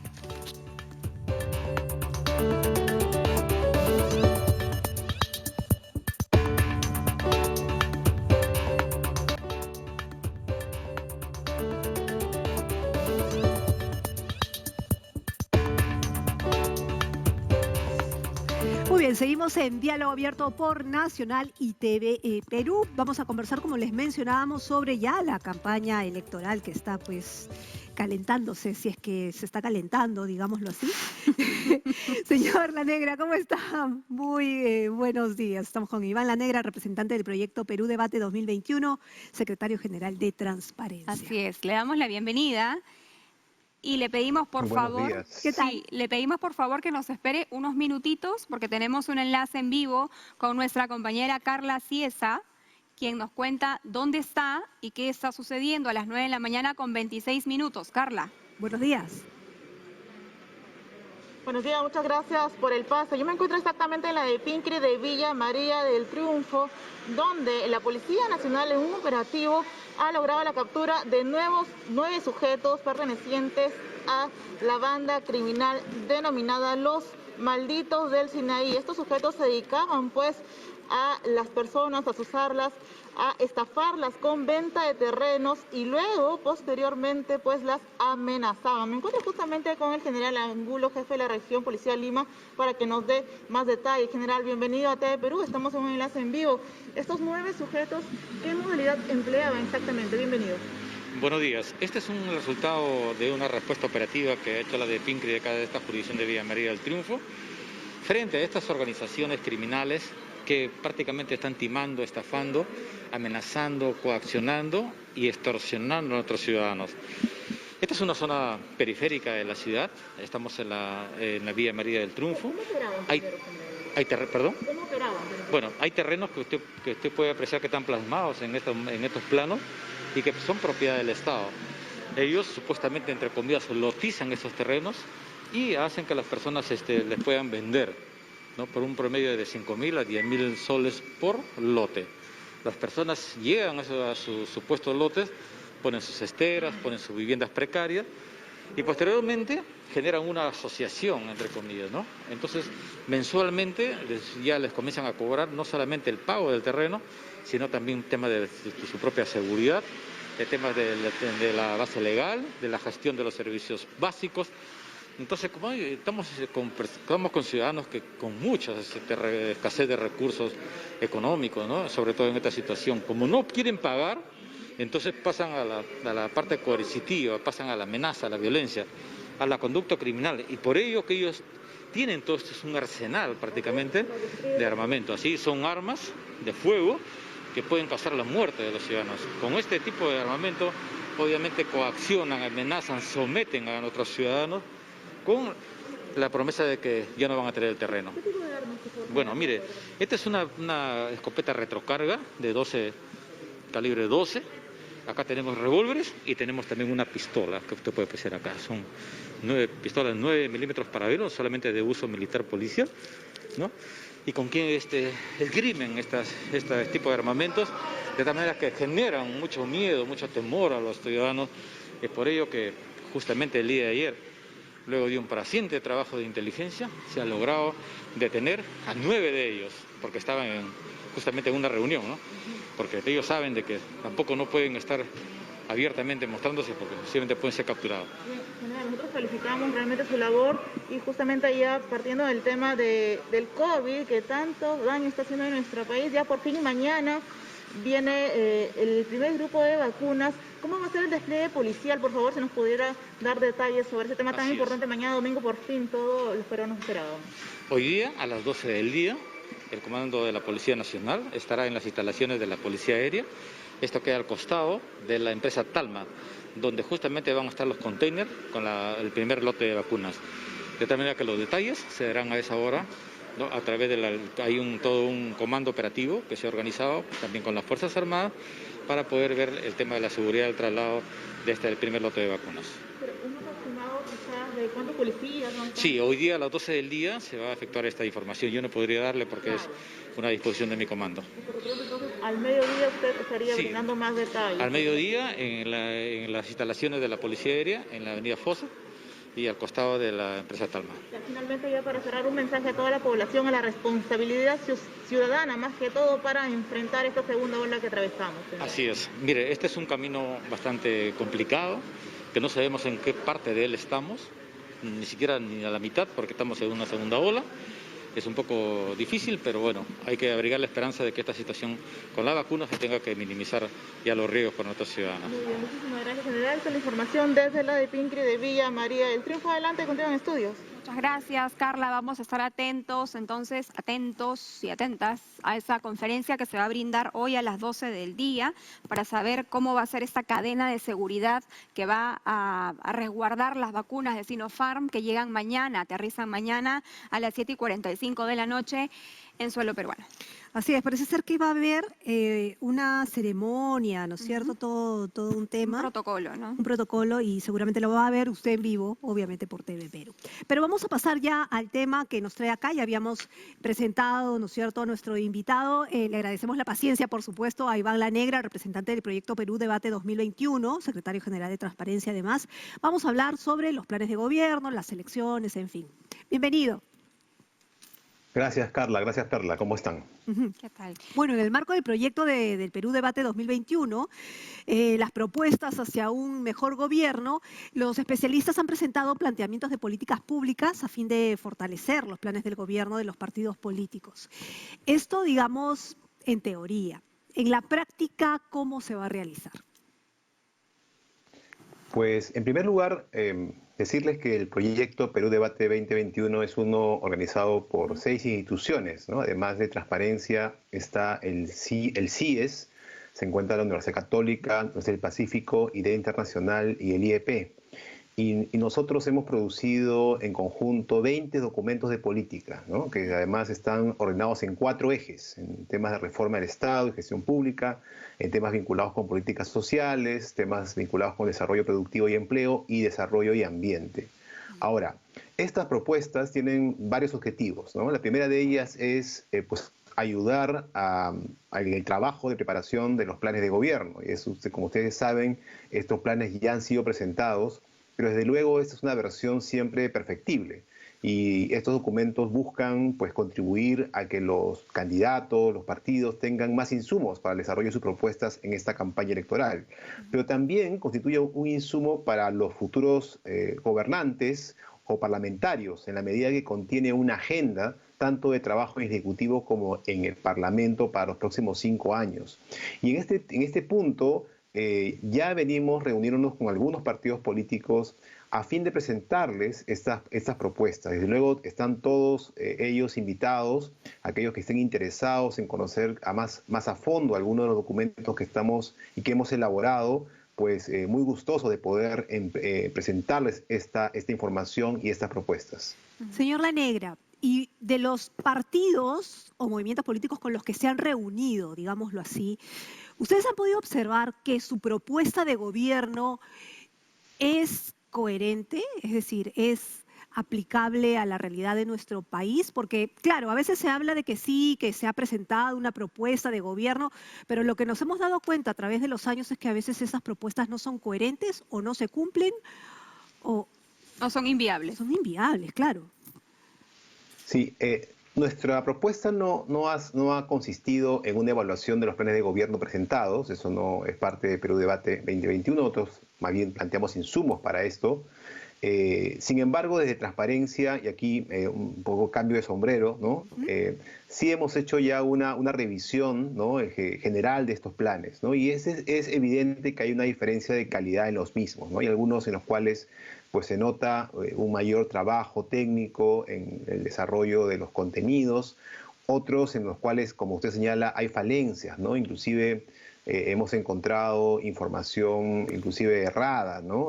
Por ejemplo, referencias a tratados internacionales que ya no existen o a instituciones que ya no funcionan dentro del Estado, que han dejado de funcionar hace algunos años, ¿no? Entonces son evidentemente falencias, ¿no? Ahora, justamente de transparencia también vamos a poner a disposición de todos los ciudadanos una plataforma en donde la gente, la ciudadanía, los electores, va a poder hacer una comparación, ¿no? De los planes de gobierno entre partidos, ¿no?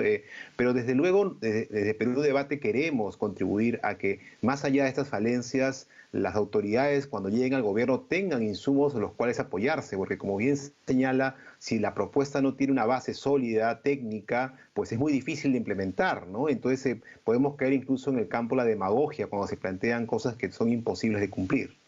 Me gustaría, señor La Negra, conversar sobre algo muy importante que se aprobó ayer en el Congreso de la República y es sobre la inmunidad parlamentaria.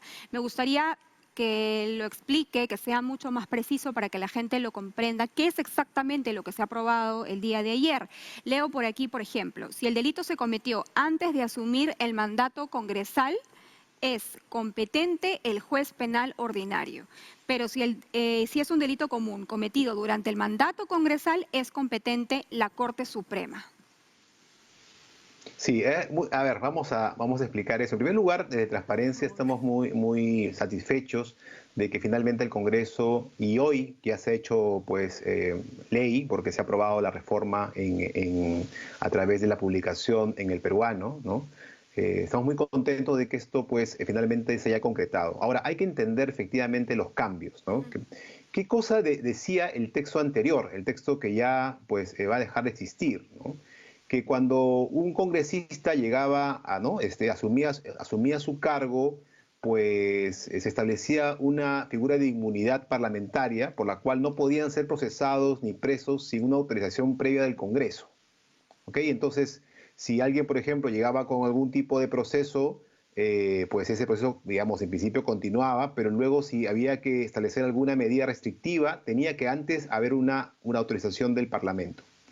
Ahora, el nuevo texto ha eliminado toda esta figura, ¿no? Y ahora ha introducido un nuevo mecanismo. Y son varios momentos, ¿no? Para el caso de delitos que se hubieran cometido antes de ser congresista, ¿no? En ese caso, quien debe asumir la competencia es un juez penal ordinario. Ese es el mecanismo, ¿no? El foro al cual se va a dirigir esa persona es el juez penal ordinario. Ahora, ¿qué pasa si ya es congresista, ¿no? Y en ese momento comete un delito común? Entonces, en ese caso, el foro competente, a la instancia que va a ver su caso, es la Corte Suprema de Justicia. ¿Ok? Entonces, ¿y qué pasa en el supuesto de que no fuera un delito común, sino fuera lo que se conoce como un delito de función, es decir, un delito que se comete al momento de ejercer el cargo de congresista, ¿no? Es decir, por la función que realiza. Imaginemos un caso en el cual el congresista pues, abusa de su poder para cometer un acto de corrupción, ¿no? Entonces, en ese caso, delito de función, en ese caso correspondería a la figura del antejuicio, es decir, un proceso que se da en el Congreso antes de poder iniciar este procesamiento a este congresista. Entonces, tenemos estas tres situaciones, ¿no?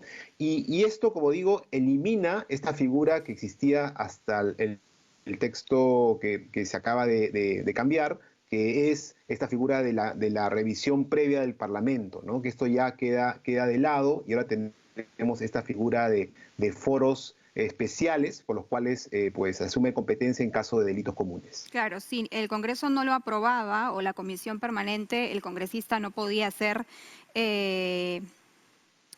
procesado, ¿verdad? Investigado. Ahora, sí, eso era una figura que además se servía mucho para los personajes famosos, ¿no? Porque lo que pasaba es que una vez que llegaba el caso al Parlamento, pasaba el tiempo y no se terminaba de autorizar, ¿no? En cambio, con esta nueva figura, automáticamente, sea la Corte Suprema o sean los jueces ordinarios, asumen directamente los casos. ¿Y qué va a pasar en el otro caso? Que era básicamente por lo cual se había creado la inmunidad parlamentaria, mal utilizada, por supuesto, pero que era que en el uso de tus funciones públicas te empapelaban por todo, precisamente utilizando este argumento para no dejar de trabajar y no dejar investigar. Sí, acá es un tema que tiene que la Corte Suprema establecer reglas, ¿no? Muy claras respecto a cómo proceder en estos casos, precisamente para impedir, ¿no?, que se utilice la figura de las denuncias de una manera arbitraria, ¿no?, para obstaculizar el trabajo parlamentario. Y en este punto es particularmente relevante que sea la Corte Suprema, es decir, no es cualquier juez, ¿no? Es la más alta autoridad dentro del Poder Judicial. Y creo que en este punto además hay un tema que está pendiente, que es la elaboración de los cambios en el reglamento del Congreso para determinar cómo se va a aplicar esta reforma de la Constitución. La ley que se ha aprobado hoy, la ley de reforma que se ha aprobado hoy ya en el peruano, que ya está publicada en el peruano, esa ley establece un plazo de 30 días calendario para hacer esta modificación en el reglamento del Congreso. Con eso ya va a estar más claro, ¿no?, todo el proceso que se va a seguir para la implementación de esta nueva reforma constitucional. Ahora, se ha eliminado la inmunidad parlamentaria, como bien lo dice, para los delitos comunes, ¿no? Pero así es. los delitos de función, para los delitos de función se mantiene el antejuicio.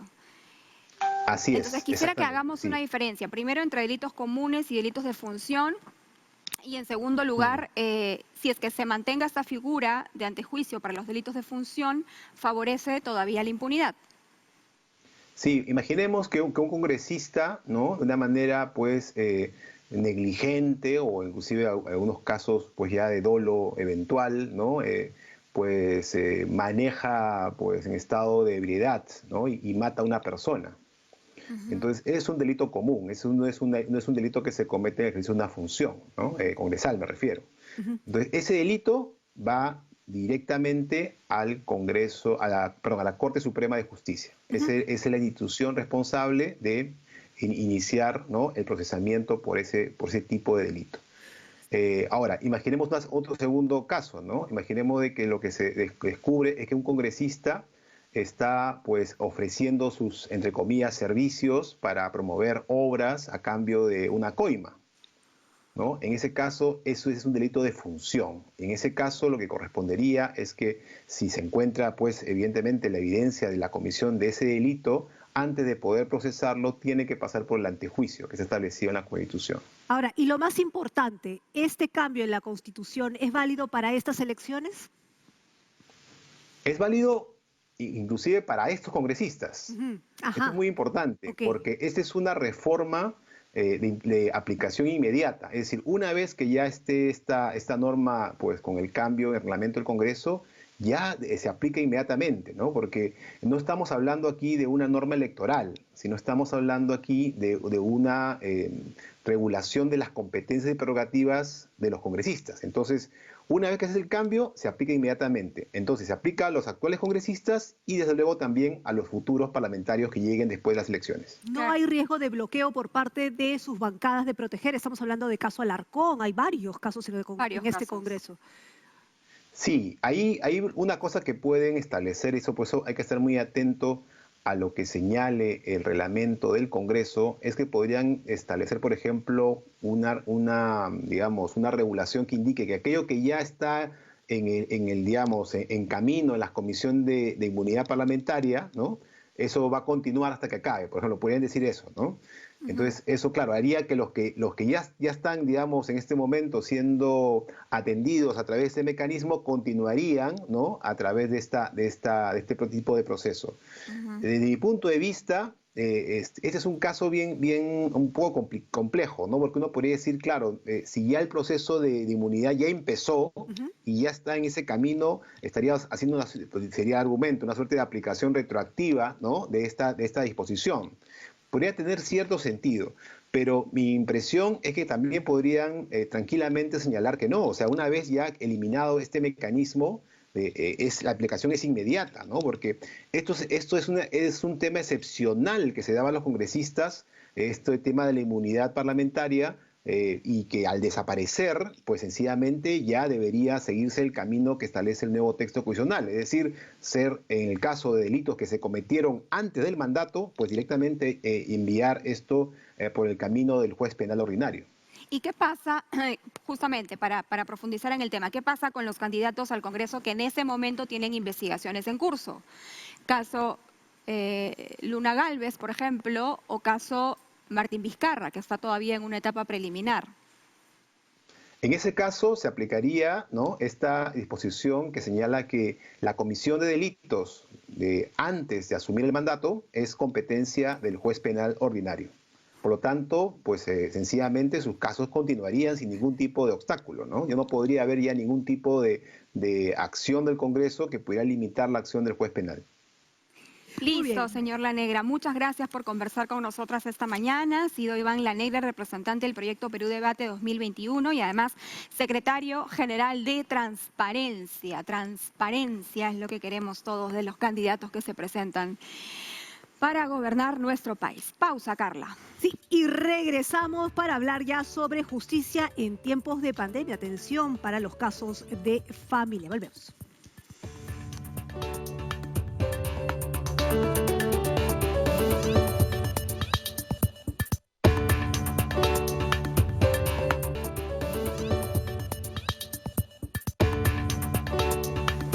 Bien, ponemos en pantalla a las 9:49 la fotografía del avión que salió de China y que se encuentra en este momento en París.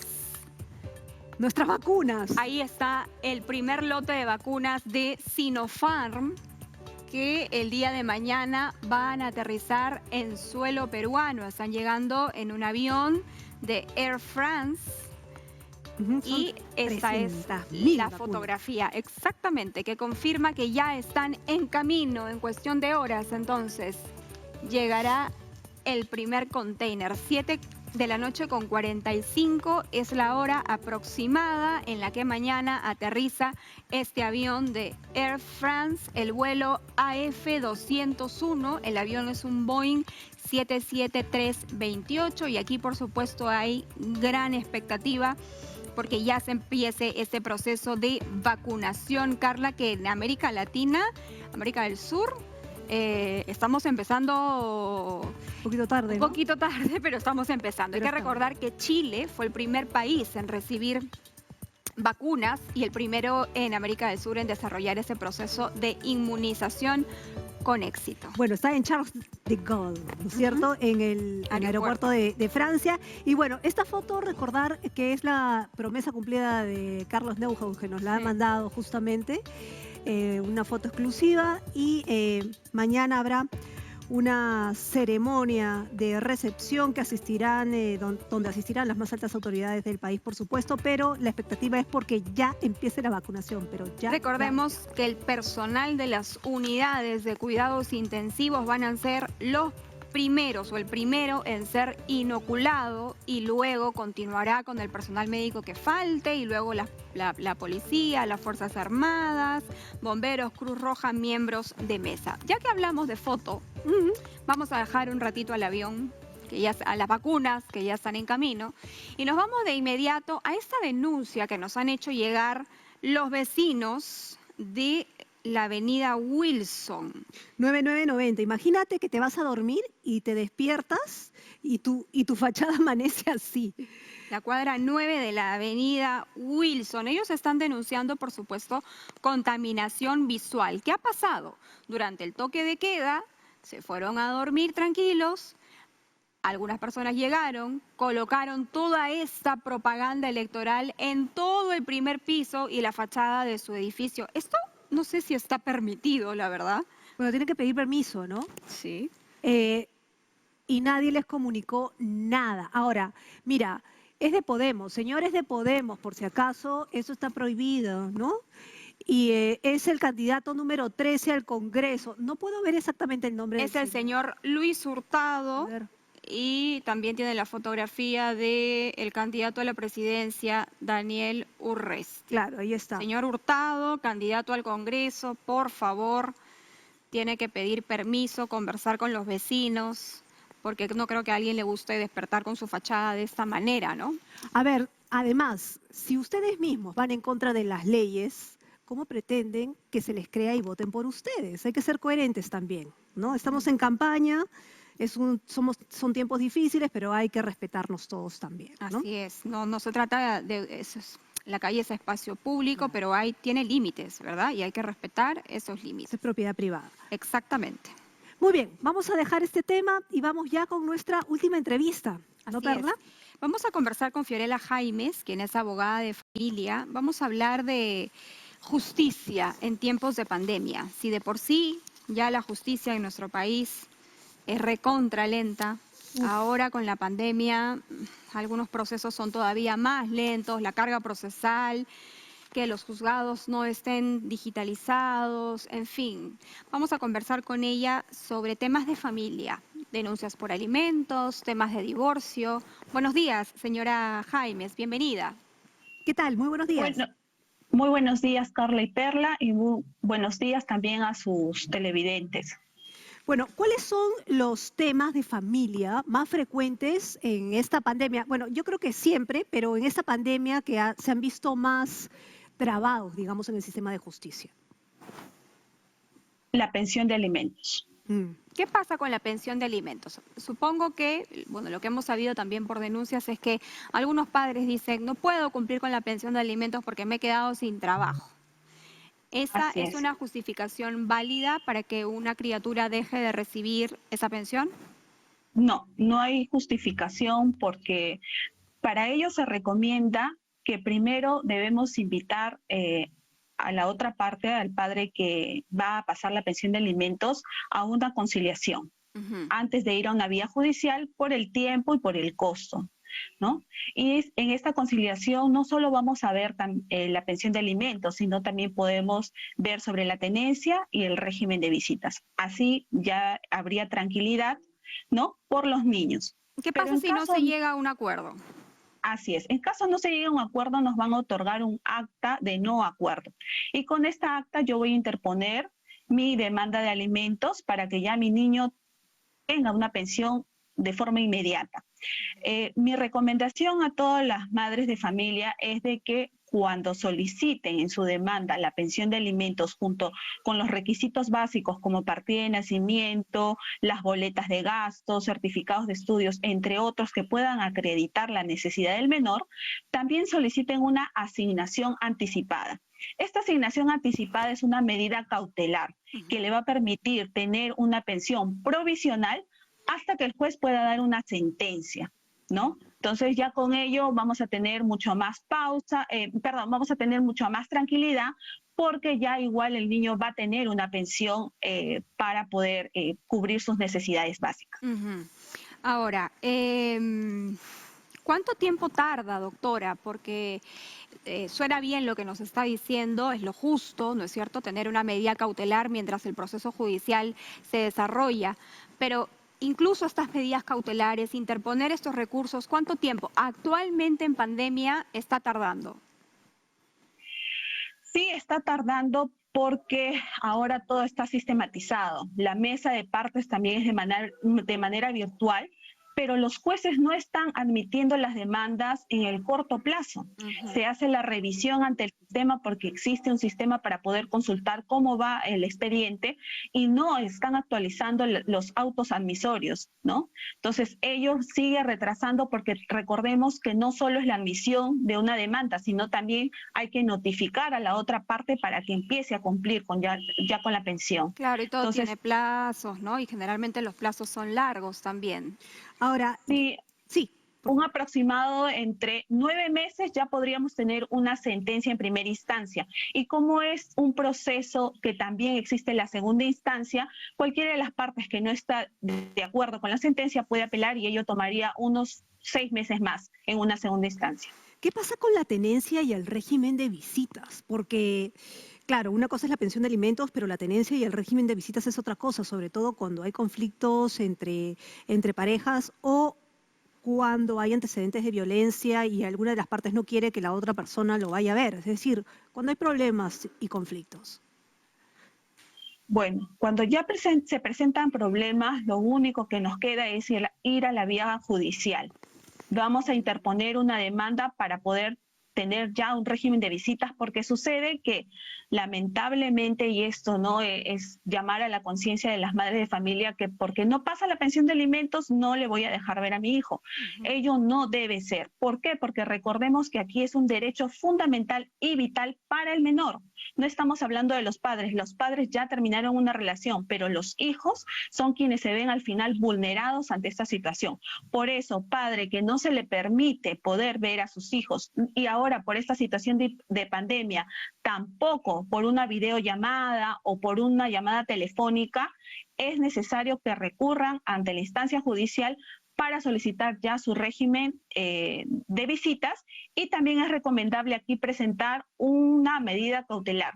Esta medida cautelar también te va a dar fechas temporales, provisionales, para que tú puedas ver a tu hijo, también se puedan realizar estas llamadas, estas videollamadas, hasta que tengamos una sentencia, porque estos procesos de régimen de visitas y tenencias sí tienen aproximadamente 2 años, ¿no?, en el Poder Judicial que toma. Doctora, ahora, las demandas de divorcio, ¿no? Las demandas de divorcio y los procesos de divorcio, que me parece que es uno de los procesos más largos que existen en nuestro país, sobre todo cuando es por causales, ya para terminar el programa, ¿cómo podríamos hacer para que esto se agilice?